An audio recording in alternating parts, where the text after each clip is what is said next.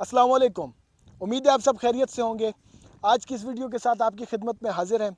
आज की हमारी वीडियो क्रॉप एस्टिमेशन से मुतल्लिक है कि आपने अपने बाग के अंदर जो मौजूद फ्रूट है उसका अंदाज़ा कैसे लगाना है, एक तखमीना कैसे लगाना है कि आपके बाग में कितना फ्रूट मौजूद है।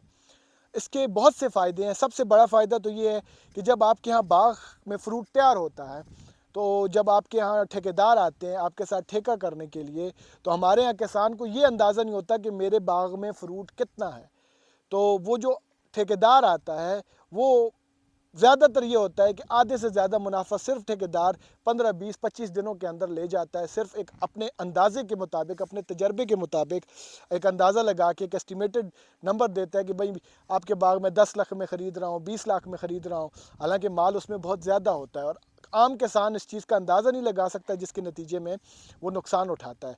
तो आज हम आपको आपकी फील्ड के अंदर मौजूद आपके बाग में, भले ही वो किसी भी फ्रूट का बाग हो, आपको अंदाज़ा लगाना बताएंगे कि किस तरीके से आप अंदाज़ा लगाते हैं। मैं पहले मिसाल दूंगा ग्रेप की, हो सकता है ये वीडियो थोड़ी लंबी हो जाए।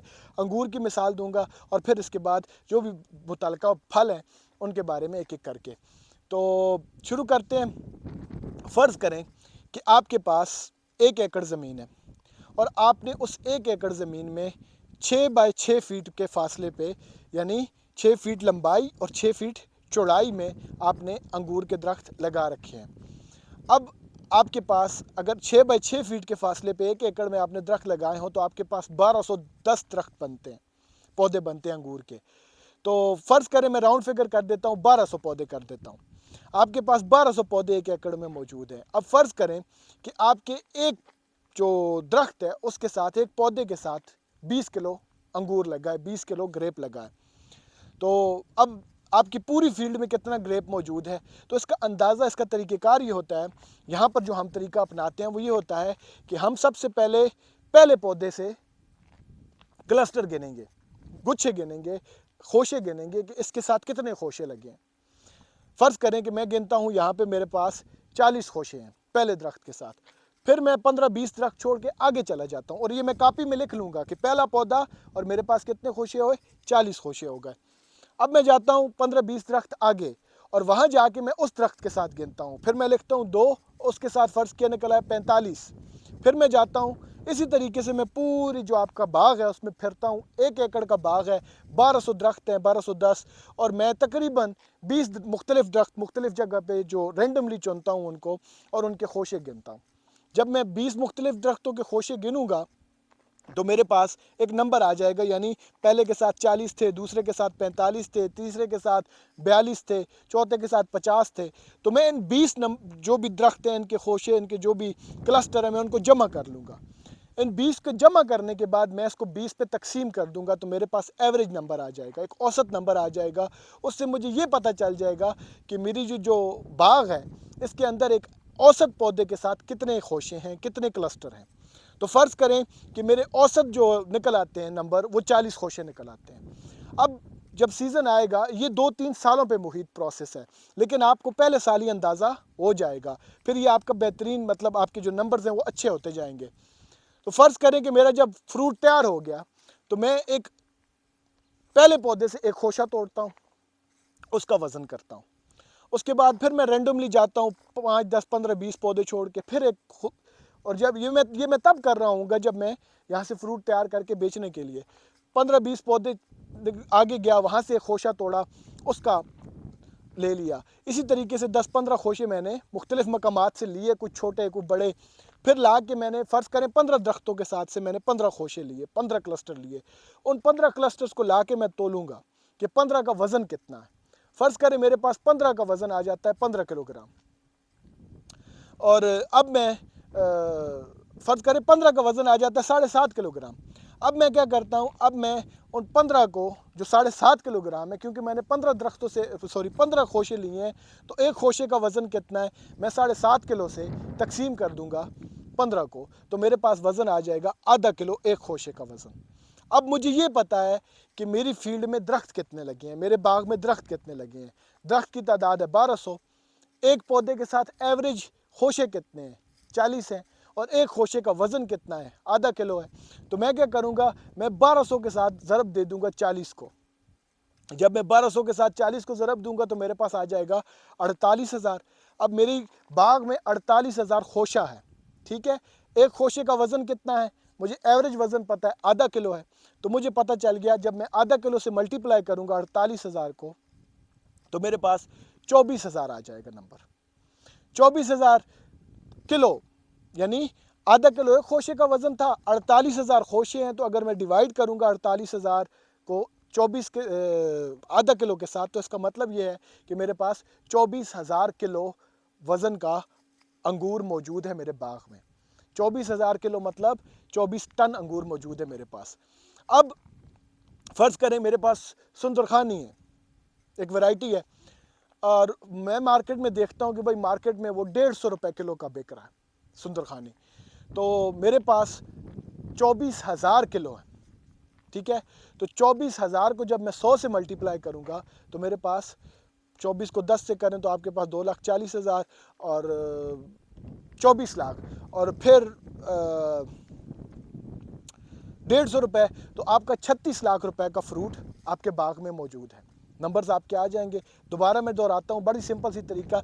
आपने सबसे पहले कि आपके बाग में पौधे कितने हैं, फिर मुख्तलिफ आपने 15, 20, 25, 30, 50 पौधों के क्लस्टर गिनने, खोशे गिनने। जितने ज़्यादा के गिनेंगे उतना बेहतर नंबर आएगा।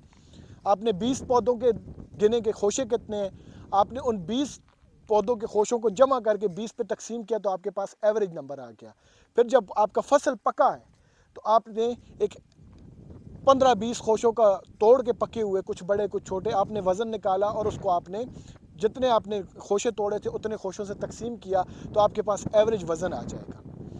अब एवरेज वज़न को आपके जो क्या कहते हैं एवरेज खोशों को मल्टीप्लाई करें आपके जितने भी पौधे हैं उनके साथ, और फिर आप उसको ज़रब दे दें आपका जो एवरेज वज़न आया उसके साथ, तो आपको पता चल जाएगा कि आपके बाग में कितना फ्रूट मौजूद है।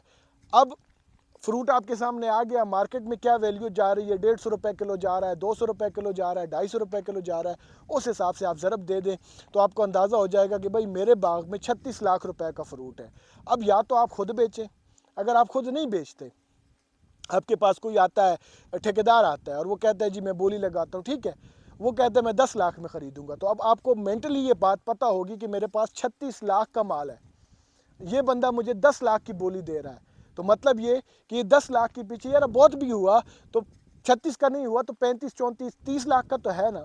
तो अब ये 35-36 लाख के फ्रूट को 10 लाख में ख़रीदने की कोशिश कर रहा है, तो अब आपके पास नंबर होंगे, आप उसको इनकार कर देंगे या आप उसके साथ अच्छे तरीके से सौदेबाजी कर सकते हैं। नॉर्मली जो मैं सजेस्ट करूंगा वो ये होगा कि आप 20 से 25% प्रॉफिट मार्जिन रखिए उसके लिए, कि उसने आके मेहनत करनी है, उतारना है, फिर मार्केट में बेचना है। लेकिन 20 से 25% का मतलब ये है कि 3 हिस्से प्रॉफिट आपको रहना चाहिए और 1 हिस्सा उसे जाना चाहिए।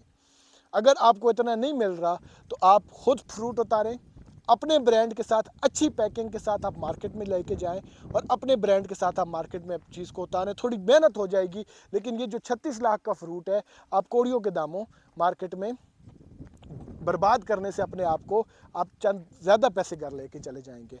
अगर फ़र्ज़ करें आप अंगूर नहीं बेच पाते, उसके कॉन्ट्रैक्ट थे, आगे पीछे मंडियों में उसके ताल्लुक थे और वो बेच देता, आप नहीं बेच पाए, कोई बात नहीं, इसी अंगूर को आप किशमिश में कन्वर्ट कर दें। अंगूर की टेबल लाइफ 7 से 10 दिन होगी, किशमिश की साल 12 से कुछ नहीं होना, और आप इसी को ड्राई फ्रूट मार्केट में बेच दें, आपके पैसे ज़ाया नहीं होंगे, इंशाल्लाह ज़्यादा 36 लाख से ज़्यादा आपको मिल जाएगा। तो ये एक एस्टिमेशन का तरीका है ग्रेप का, बड़ा सिंपल सा मेथड है।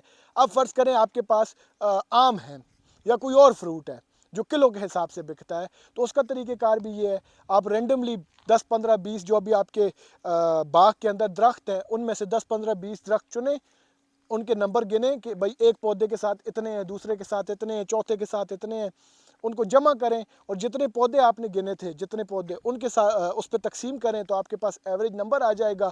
एवरेज फ्रूट का वज़न निकालें, उसको ज़रब दे दें, आपके पास आ जाएगा टोटल माल आपके पास कितना है, और उस हिसाब से फिर आप आसानी से सौदेबाजी कर सकते हैं। मैं तो पहला प्रेफरेंस ये करें आपके आप ख़ुद बेचें मार्केट में। ख़ुद बेचेंगे दो चीज़ें होंगी, एक तो आप सीखेंगे और वक्त गुजरने के साथ बेहतर से बेहतरीन की तरफ जाएंगे, दूसरा ये होगा कि आपके जेब में ज़्यादा से ज़्यादा सरमाया आएगा। अगर आपने, बाज़ औक़ात होता है इंसान की मजबूरियाँ होती हैं, वसाइल ना होने की वजह से या मैन पावर ना होने की वजह से बंदा ठेका दे देता है। ठीक है, अगर आपकी मजबूरी है तो एटलीस्ट आपको एस्टिमेट आ गया। जब एस्टिमेट आ गया तो आप बेहतर तरीके से, आपको पता है कि आपकी फ़ील्ड में माल कितने का है। अगर आप दर्जन जो चीज़ें बिकती हैं, जैसे केले हो गए, कीनू हो गए, माल्टा वगैरह, तो जो दर्जन के हिसाब से बिकते हैं, उसका भी यही तरीक़ेकार है। आप 20, 25, 30 पौधों के साथ जो मुख्तलिफ़ जगह पर हैं, आप उनके दाने गिने कितने हैं, उनको तकसीम करके आप एक एवरेज दाने निकाल लें कि एक पौधे के साथ कितने हैं। उसको आपके पास जितने भी पौधे मौजूद हैं उसके साथ ज़रब दे दें, तो आपके पास नंबर आ जाएगा। जब नंबर आ जाएगा तो आपको पता चल जाएगा कि मेरे पास क्रॉप है कितनी, मेरे पास फ्रूट है कितना।